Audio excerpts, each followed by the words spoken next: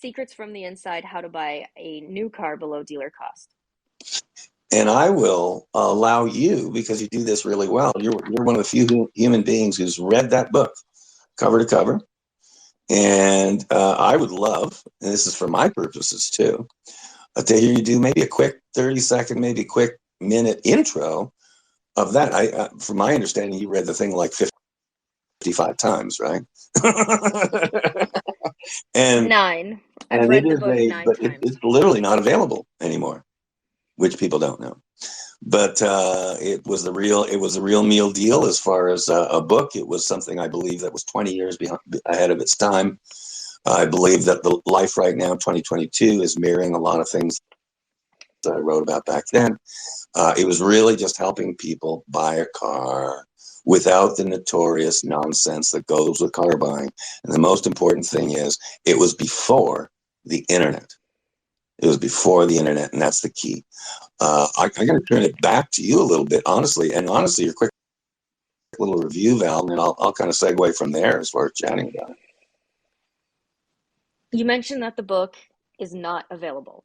So an average Joe just can't go get the book, even if he wanted to pull strings and get the book. He couldn't get the book. I find that very interesting because we live in an age where if you want something, you can just go get it and find a way to get it.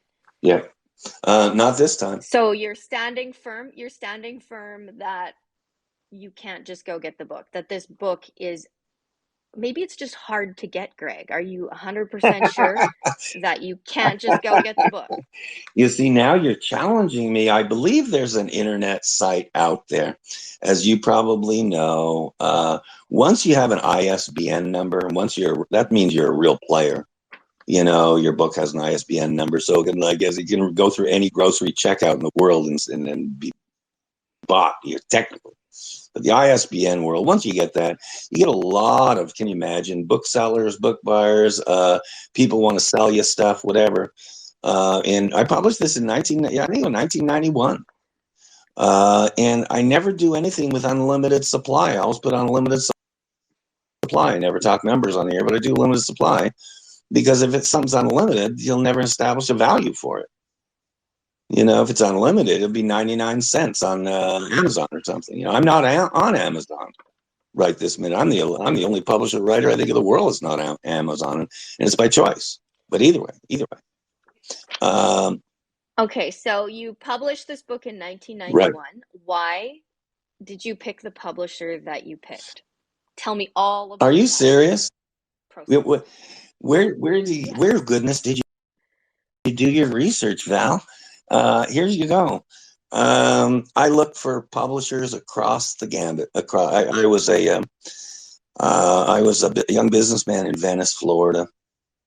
I burned out from the car business over the course of a number of years, 100-hour weeks and stuff, and I decided to go to Florida and take a year off with my family, my young twins. My twins had just turned a year old because I didn't want to miss them. And I said, well, I got an epiphany to write a book. And it's just simple as that. And what I wanted to write about was my view of the auto industry for the past 100 years, where it is right now and where it's going in the next 20 years. What's the auto industry going to be like in 2022? Okay, so that was my mission at the time. And a secondary mission is, can we all get along? Why does a car deal have to be a fight? Why does it have to be a contentious battle? And a truly broad question that everybody thinks they have the answer for. I guarantee you they don't have the answer for it until they finish the book, right? But it was such a war zone that I have my Dueling Citizens brand now, right? With radio and stuff, Dueling Citizens with Greg Meakin. Back then it was no enemies. Have no enemies. I called my buying process the no enemies buying process. I mean, you don't have to have any enemies.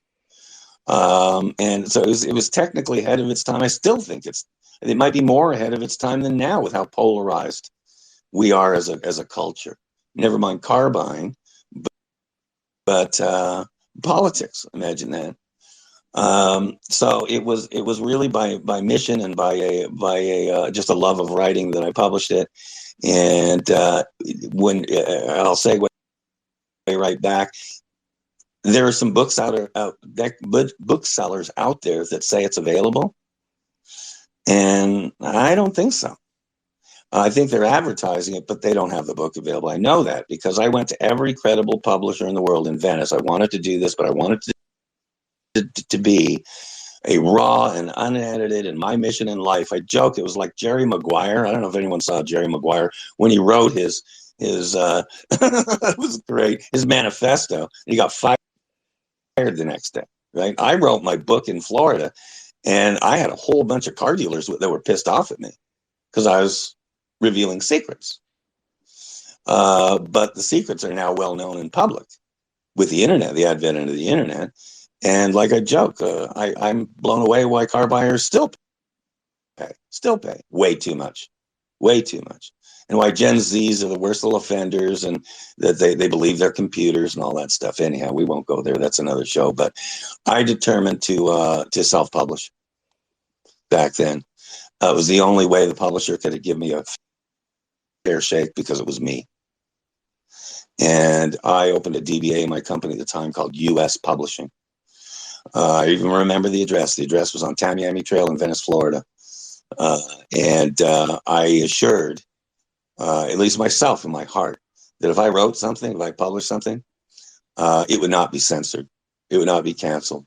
It would not be doxxed. And I didn't even know what those words meant back then. So I published that first book, Secrets from the Inside, How to Buy a New Car Below Dealer Cost. Less than a year later, I published my second book, which is it was actually a handbook, a workbook to teach you about the first book, which is really cool.